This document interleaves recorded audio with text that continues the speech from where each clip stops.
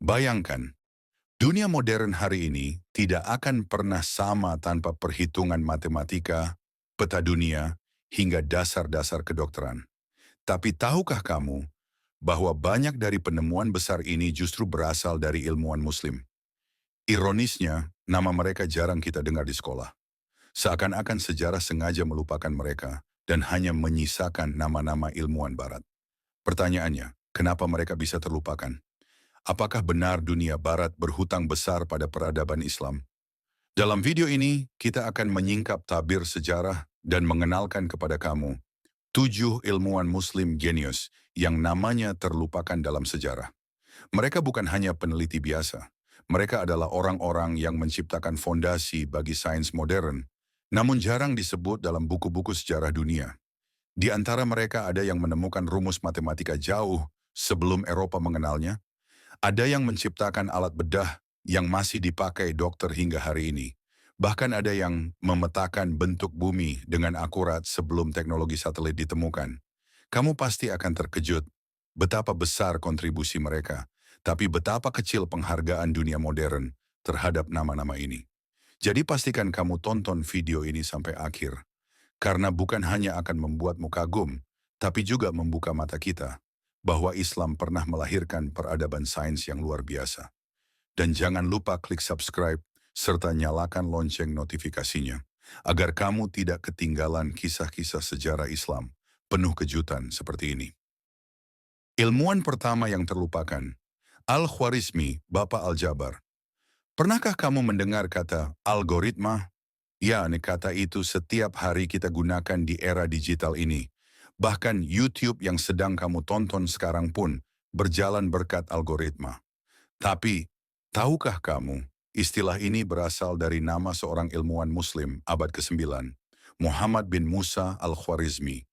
Ironisnya, meski hampir semua orang di dunia modern hidup dari hasil temuannya, nama asli Al-Khwarizmi justru jarang disebut.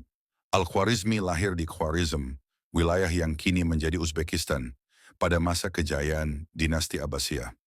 Saat itu Baghdad bukan hanya pusat politik, tapi juga pusat ilmu pengetahuan terbesar di dunia. Disinilah ia bergabung dengan lembaga legendaris bernama Bait al-Hikmah atau House of Wisdom. Bayangkan sebuah perpustakaan raksasa penuh dengan manuskrip dari Yunani, Persia, India, hingga Cina, semuanya diterjemahkan ke bahasa Arab. Dan di antara ribuan buku itu, Al-Khwarizmi muncul dengan gagasan yang mengguncang dunia. Ilmu Al-Jabr. Ya, dari sinilah kata algebra berasal, kejeniusan Al-Khwarizmi. Tapi apa yang membuat Al-Khwarizmi begitu luar biasa? Sebelumnya, perhitungan matematika hanya mengandalkan cara praktis. Penjumlahan, pengurangan, perkalian, pembagian. Tapi Al-Khwarizmi membawa cara berpikir baru, menyelesaikan masalah dengan simbol dan persamaan. Misalnya, bagaimana membagi warisan yang rumit, atau mengukur tanah yang tidak rata, atau menentukan arah kiblat dengan presisi. Semua itu diselesaikan dengan rumus aljabar yang ia ciptakan. Bahkan, ia menulis buku berjudul Al-Kitab Al-Mukhtasar fi Hisab Al-Jabr wal Muqabalah yang kemudian diterjemahkan ke bahasa Latin di Eropa. Dari sinilah lahir istilah algebra. Tanpa Al-Khwarizmi, mungkin dunia tidak akan mengenal komputer modern, GPS, atau bahkan perhitungan sederhana di sekolah. Tapi yang menyedihkan, banyak buku sejarah barat hanya menyebut algebra berasal dari dunia Arab, tanpa menyebut siapa sosok jenius di baliknya. Lebih parah lagi, nama Al-Khwarizmi dipelintir menjadi algoritmi dalam terjemahan Latin, hingga akhirnya berubah menjadi istilah algorithm yang kita kenal hari ini. Nama asli sang ilmuwan seakan menghilang di balik terjemahan.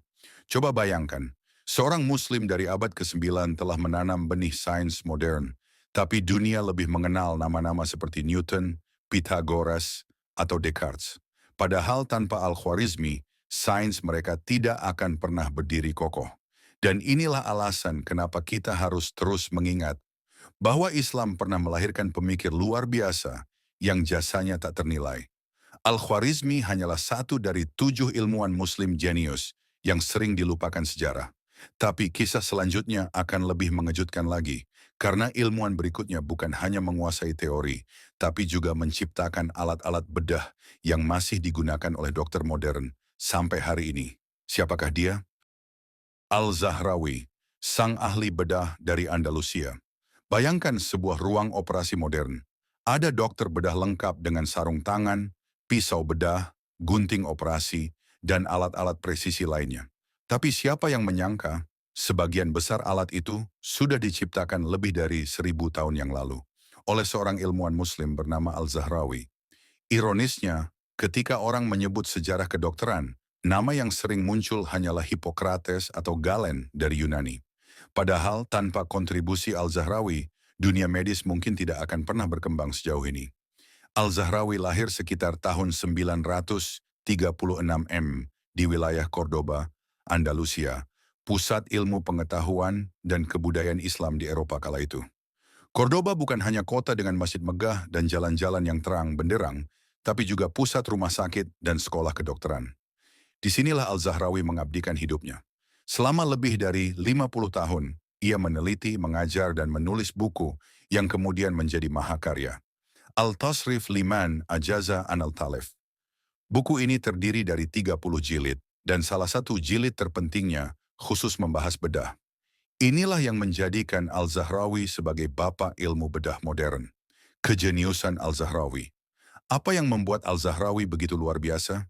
Ia bukan sekadar menulis teori, tapi benar-benar menciptakan alat-alat bedah dengan desain yang detail. Ia menggambar lebih dari 200 instrumen bedah, mulai dari pisau, tang, jarum jahit, hingga forceps. Jika kita bandingkan dengan alat bedah modern hari ini, hampir tidak ada yang berbeda jauh.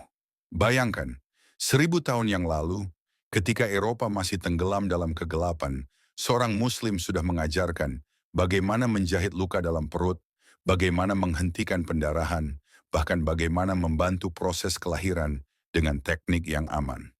Pengaruh pada dunia barat buku Al-Tasrif kemudian diterjemahkan ke bahasa Latin pada abad ke-12 dan menjadi buku ajar kedokteran standar di universitas-universitas Eropa selama 500 tahun. Para dokter barat mempelajari teknik operasi dari seorang Muslim. Namun lagi-lagi, banyak yang hanya mengenal bukunya tanpa benar-benar mengingat siapa penulisnya. Bahkan sebagian menyebutnya Abul Qasis, versi Latin dari nama aslinya, seolah menutupi identitas Islam yang melekat pada dirinya. Coba bayangkan, jika seorang pasien hari ini selamat dari operasi besar, ada jejak tangan Al-Zahrawi di sana. Jika seorang bayi lahir dengan selamat melalui proses persalinan medis, ada warisan dari Al-Zahrawi di baliknya. Tapi ironisnya, berapa banyak dari kita yang mengenal nama ini? Berapa banyak buku sejarah di sekolah yang menyebut Al-Zahrawi setara dengan dokter besar dunia lainnya? Inilah bukti bagaimana peradaban Islam sering dipinggirkan dalam catatan sejarah global. Al-Zahrawi menunjukkan pada kita bahwa ilmuwan Muslim tidak hanya berkutat dengan teori, tapi juga menyelamatkan nyawa manusia dengan karya nyata. Namun kisah ini belum berakhir, karena setelah ahli matematika dan bedah, masih ada ilmuwan Muslim lain yang bahkan berani menantang keyakinan kuno tentang bumi. Dialah seorang jenius yang memetakan dunia dengan akurasi luar biasa, berabad-abad sebelum ada satelit. Siapakah dia? Al-Idrisi, sang kartografer yang mendahului satelit. Bayangkan kamu hidup 1.000 tahun yang lalu. Belum ada satelit, belum ada Google Maps, bahkan kompas pun belum seakurat sekarang. Tapi ada seorang ilmuwan Muslim yang berhasil memetakan dunia dengan detail menakjubkan. Dialah Muhammad Al-Idrisi, seorang jenius dari Andalusia yang berani melawan pandangan dunia kuno. Dan peta ciptaannya mengejutkan, masih dianggap sebagai salah satu karya kartografi paling akurat di abad pertengahan. Al-Idrisi lahir pada tahun 1100 di Ceuta, wilayah yang sekarang termasuk Maroko. Sejak kecil ia gemar mengembara, mencatat setiap gunung, sungai, dan kota yang ia lewati. Rasa ingin tahunya membuatnya menempuh perjalanan jauh, dari Afrika Utara, Spanyol Muslim, hingga ke Timur Tengah. Namun puncak kejayaannya justru terjadi saat ia diundang ke istana Raja Roger II di Sisilia. Bayangkan, seorang raja Kristen di Eropa memanggil ilmuwan Muslim untuk satu misi, membuat peta dunia paling lengkap dan akurat. Karya abadi, Tabula Rogeriana. Selama 15 tahun Al-Idrisi bekerja keras. Ia mengumpulkan data dari para pelaut, pedagang dan penjelajah dari berbagai penjuru dunia. Ia menggambar peta demi peta, hingga akhirnya lahirlah sebuah karya besar, Kitab Rujar, atau yang dikenal di barat sebagai Tabula Rogeriana. Peta itu bukan hanya sekadar gambar kasar. Ia menggambarkan benua Afrika dengan sangat detail, Eropa dengan jalur sungai dan pegunungannya, bahkan Asia dengan kota-kotanya. Yang mengejutkan, peta ini sudah menunjukkan bahwa bumi itu bulat, bukan datar, jauh sebelum perdebatan Kopernikus atau Columbus di Eropa. Kejeniusan yang mendahului zaman yang membuat Al-Idrisi begitu luar biasa adalah metodenya. Ia tidak hanya menyalin peta kuno, tapi benar-benar melakukan verifikasi. Ia mencocokkan cerita para pelaut dengan pengamatan astronomi. Bayangkan, tanpa teknologi satelit, ia bisa menggambar benua dengan presisi yang membuat sejarawan modern terheran-heran. Bahkan salah satu versinya dibuat di atas lempengan perak besar seberat 300 pon. Sebuah simbol betapa berharganya karya ini. Pengaruh pada dunia barat peta Al-Idrisi kemudian menjadi rujukan utama para penjelajah Eropa. Para navigator menggunakannya untuk menjelajahi lautan, termasuk ekspedisi awal ke benua baru. Namun, seperti biasa, nama Al-Idrisi perlahan memudar. Banyak buku sejarah hanya menyebut peta dari abad pertengahan, tanpa menyinggung siapa orang Muslim di balik karya brilian itu. Sementara dunia lebih memilih mengingat nama-nama seperti Columbus atau Magellan. Coba pikirkan ini, ribuan tahun sebelum manusia bisa melihat bumi dari luar angkasa, seorang Muslim sudah memetakan dunia dengan luar biasa detailnya. Namun seberapa banyak dari kita yang mengenal nama Al-Idrisi? Seberapa sering ia disebut dalam buku pelajaran sejarah? Inilah bukti lain betapa banyak ilmuwan Muslim yang namanya sengaja atau tidak sengaja dihapus dari panggung sejarah dunia. Al-Idrisi menunjukkan kepada dunia bahwa rasa ingin tahu dan kejeniusan tidak mengenal batas agama atau bangsa. Ia mengajarkan kita bahwa seorang Muslim bisa memberikan sumbangan luar biasa bagi seluruh umat manusia. Tapi perjalanan kita belum selesai, karena setelah peta dunia, kita akan berjumpa dengan seorang ilmuwan Muslim yang menyingkap rahasia langit dan bintang-bintang. Dialah sosok yang menjadi pondasi astronomi modern, tapi namanya nyaris hilang di telan zaman. Siapakah dia? Al-Battani, sang penakluk langit. Coba kamu bayangkan, ribuan tahun lalu, sebelum ada teleskop raksasa atau satelit antariksa, seorang ilmuwan Muslim mampu menghitung gerakan bintang, bulan dan matahari dengan ketelitian yang mencengangkan. Dialah Al-Battani, seorang jenius dari Haran, sekarang Turki, yang dijuluki sebagai salah satu astronom terbesar sepanjang masa.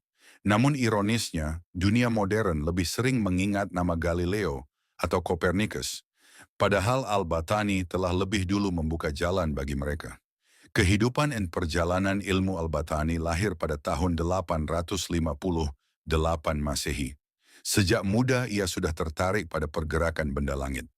Ia mengamati langit malam dengan penuh rasa ingin tahu. Lalu mencatat setiap detail gerakan bintang dengan presisi. Namun, ia tidak berhenti hanya pada pengamatan.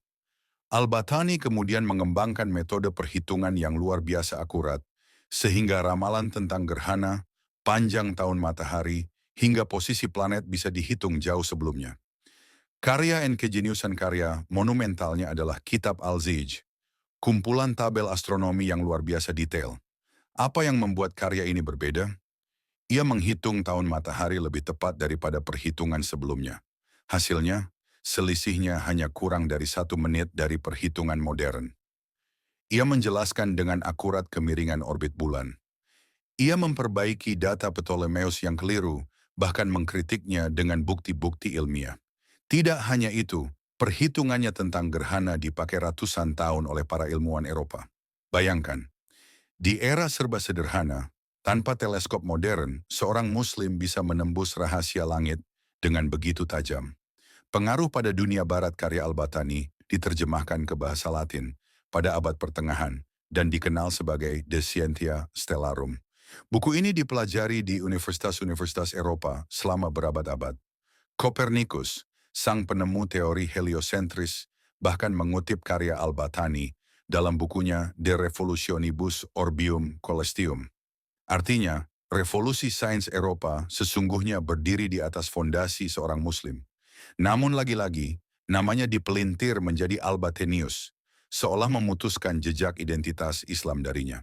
Pernahkah kamu membayangkan, jika malam ini kamu bisa melihat bintang, menghitung kalender, atau memprediksi gerhana, ada jejak Al-Battani di sana? Tapi, seberapa sering kita mendengar namanya di sekolah? Seberapa sering dunia mengakui bahwa astronomi modern lahir dari tangan seorang Muslim? Sungguh menyedihkan ketika warisan besar seperti ini terkubur oleh narasi sejarah yang hanya mengangkat satu sisi. Al-Battani adalah bukti nyata bahwa Islam pernah berdiri di garis depan ilmu pengetahuan, bahkan dalam menaklukkan langit. Namun, masih ada kisah yang lebih mencengangkan lagi. Karena ilmuwan Muslim berikutnya bukan hanya ahli matematika, bedah, peta, atau astronomi, tapi juga seorang dokter visioner yang menemukan rahasia tubuh manusia dan menulis buku kedokteran yang dijadikan rujukan selama berabad-abad di Eropa. Siapakah dia? Ibnu Sina, sang ensiklopedia kehidupan. Pernahkah kamu mendengar istilah Avicenna? Nama ini sering disebut di buku-buku kedokteran barat. Tapi, sedikit yang tahu bahwa di balik nama Latin itu, sesungguhnya ia adalah seorang ilmuwan Muslim bernama Abu Ali Al-Husain bin Abdullah bin Sina, atau yang kita kenal dengan Ibnu Sina.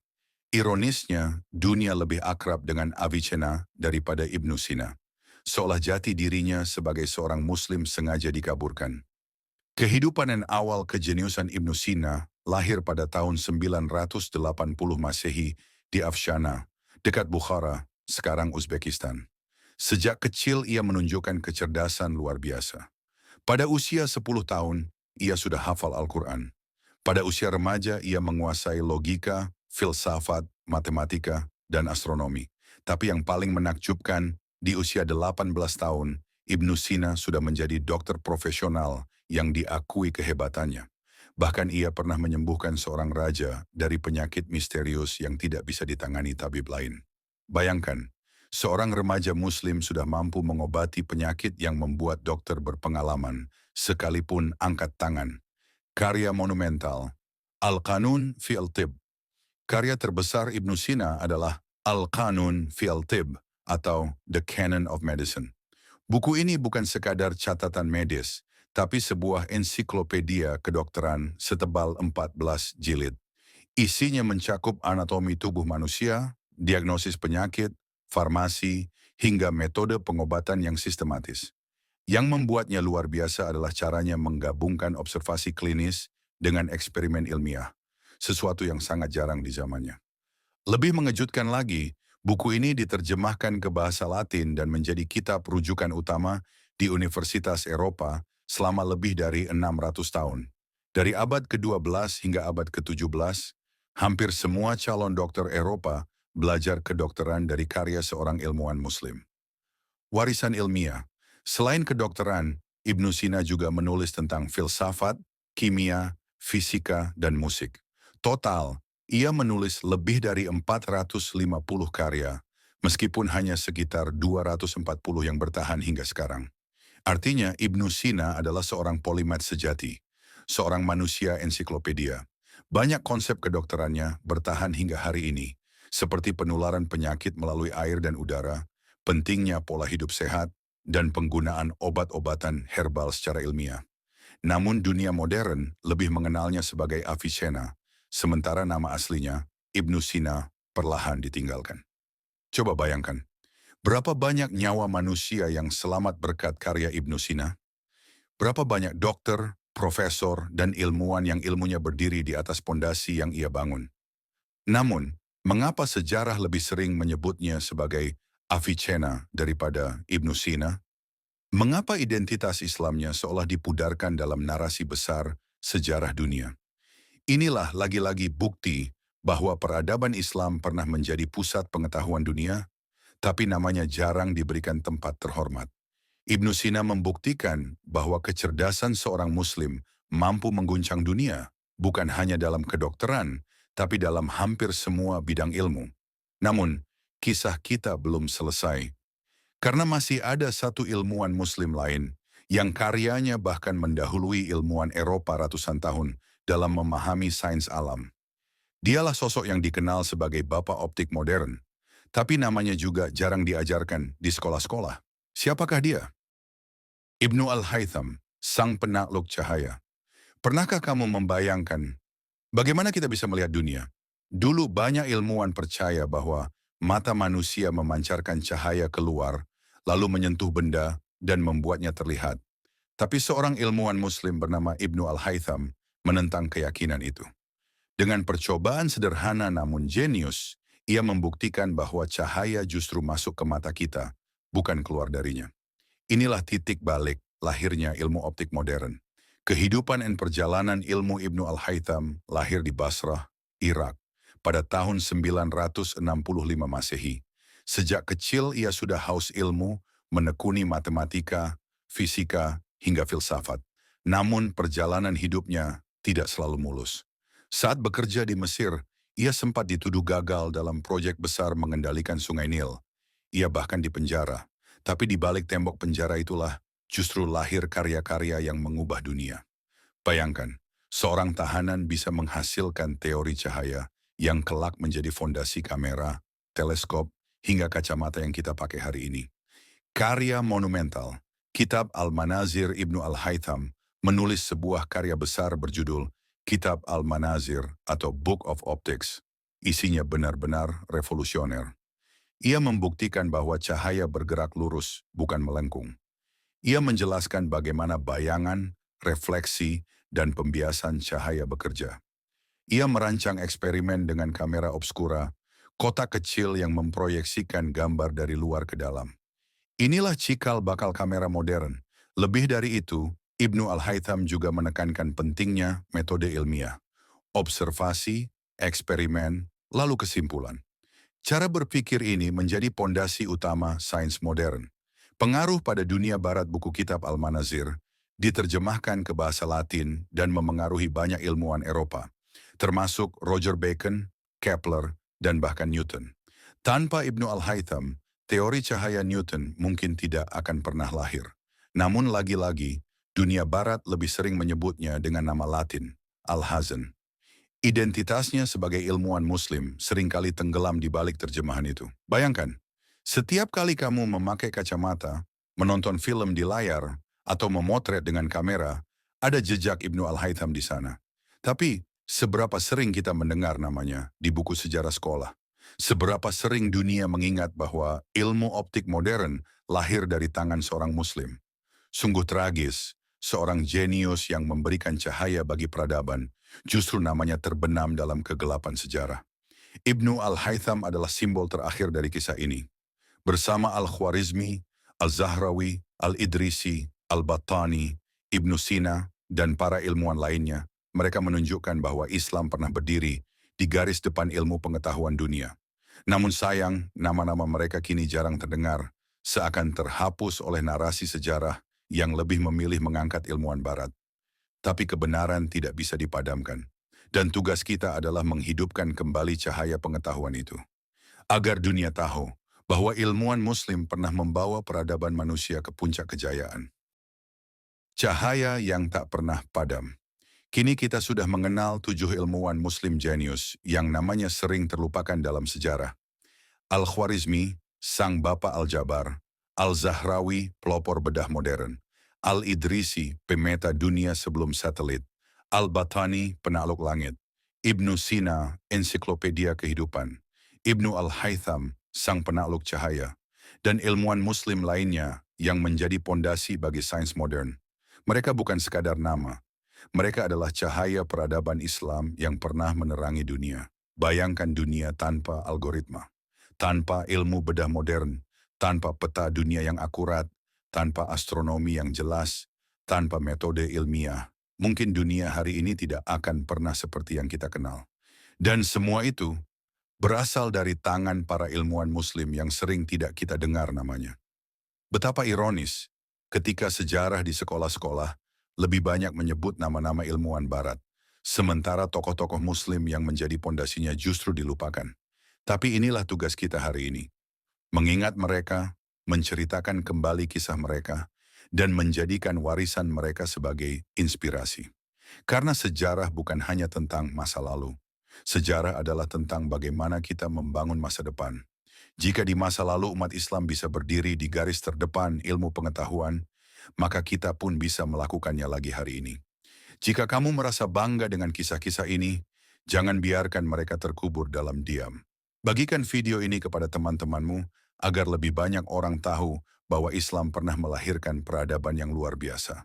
Dan jangan lupa klik subscribe serta aktifkan lonceng notifikasi, karena masih banyak kisah sejarah Islam yang akan membuka mata dan membuat kita semakin bangga dengan identitas kita.